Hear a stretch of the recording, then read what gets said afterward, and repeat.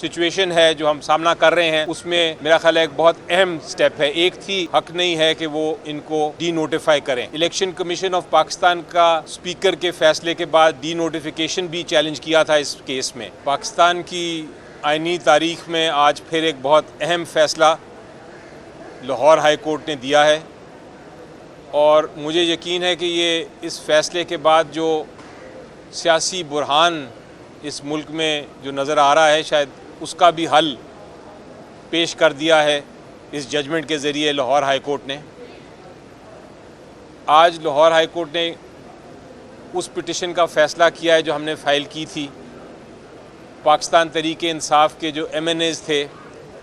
जिनकी रेजिग्नेशंस मानने के बाद मंजूर करने के बाद उनको डी नोटिफाई कर दिया था जनाब स्पीकर नेशनल असम्बली ने, उनकी तरफ से हमने पिटिशन फ़ाइल की थी लाहौर हाई कोर्ट में कि उनको वापस बुलाया जाए, क्योंकि जो इंक्वायरी की थी उससे पहले उन्होंने अपनी रेजिग्नेशन वापस ले ली थी, अपने इस्तीफ़े वापस ले लिए थे। इसलिए जनाब स्पीकर साहब का कोई हक नहीं है कि वो इनको डी नोटिफाई करें। इलेक्शन कमीशन ऑफ पाकिस्तान का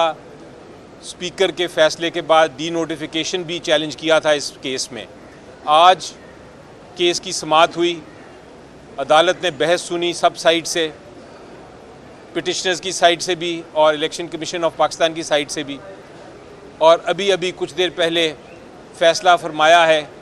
पिटिशन्स एक्सेप्ट कर ली गई हैं और जिसका मतलब ये होगा कि जो स्पीकर की और जो इलेक्शन कमीशन ऑफ पाकिस्तान की नोटिफिकेशंस थी PTI के MNAs को नेशनल असम्बली से फ़ारिग करने की, वो कलअदम करार दे दी गई हैं। और अब स्पीकर साहब के सामने हमारे जो MNAs हैं वो पेश होके, उन्होंने पहले से ही अपनी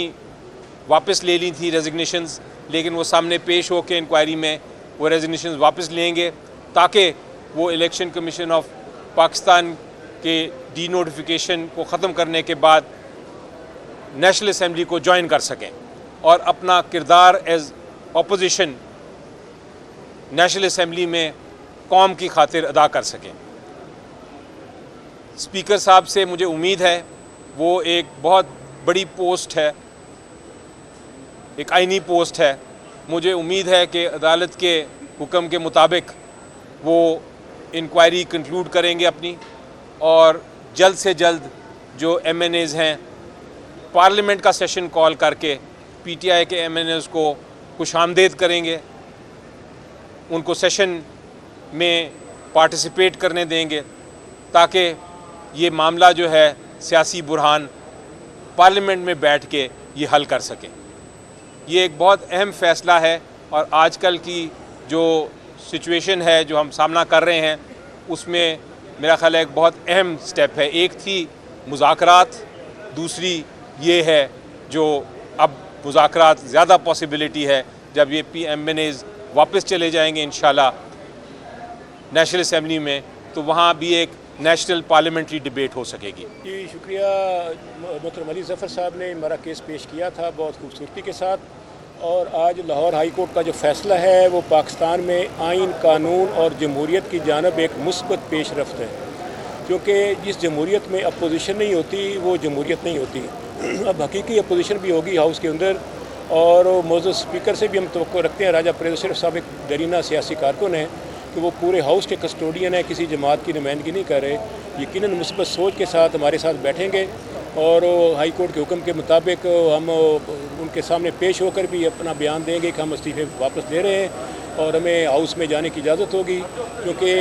हाई कोर्ट के इस फैसले के बाद जो स्पीकर का फैसला उन्होंने कालअदम करार दिया है, तमाम MNAs पाकिस्तान तहरीक इंसाफ के आज से बहाल हो चुके हैं।